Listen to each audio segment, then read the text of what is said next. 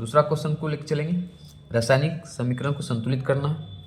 देखिए barium chloride, तो barium chloride का होता है BaCl2।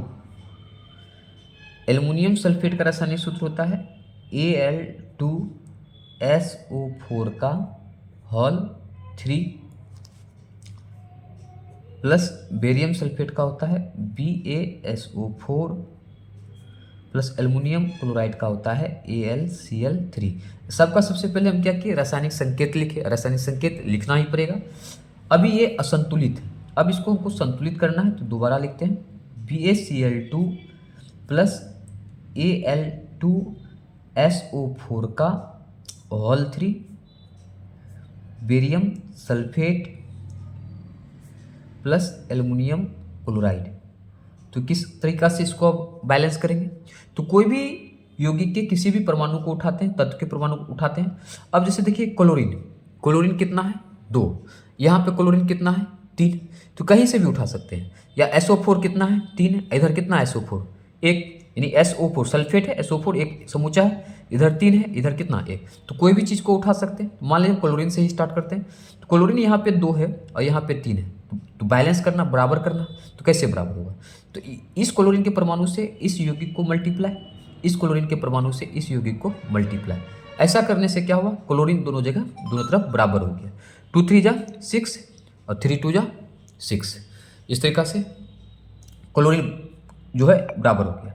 अब 3 से मल्टीप्लाई करने के बाद देखिए बेरियम कितना हो गया, बेरियम जैसे क्लोरीन को बैलेंस किए तो बेरियम कितना हो गया 3, इधर बेरियम कितना है 1, तो फिर बेरियम के आगे कितना से मल्टीप्लाई, 3 से मल्टीप्लाई करेंगे तो बेरियम भी कितना हो गया 3 हो गया। अब SO4 समूचा 1 था, ये कितना हो गया 3, इधर कितना है 3, ठीक हो गया। एल्युमिनियम देखिए कितना है 2, तो इधर भी एल्युमिनियम कितना है 2। इस आधार पर हम लोग क्या किए, बैलेंस किए, ठीक है। तो फिर से देखना, फिर से समझना, समझिए। जैसे फिर से हम इक्वेशन को लिखते हैं, ध्यान दीजिएगा। जैसे बेरियम क्लोराइड है, एल्युमिनियम सल्फेट है Al2SO4 का whole 3, barium sulphate BaSO4 plus aluminium chloride, तो ये संतुलित हो गया। तो फिर से हम संतुलित करते हैं, तो उसी आधार पर करते हैं। क्लोरीन यहाँ पर देखे 2 है, यहाँ पर क्लोरीन देखे 3 है, तो बैलेंस करने के लिए क्या किए, इस परमाणु से क्लोरीन के इस यौगिक को मल्टीप्लाई, इधर से 3 किए तो इस 3 से किए, और इस क्लोरीन से के परमाणु से इस यौगिक को मल्टीप्लाई किए 2। ऐसा करने से क्या हो गया, क्लोरीन 6, इधर भी क्लोरीन 2 3 जा 6 हो गया।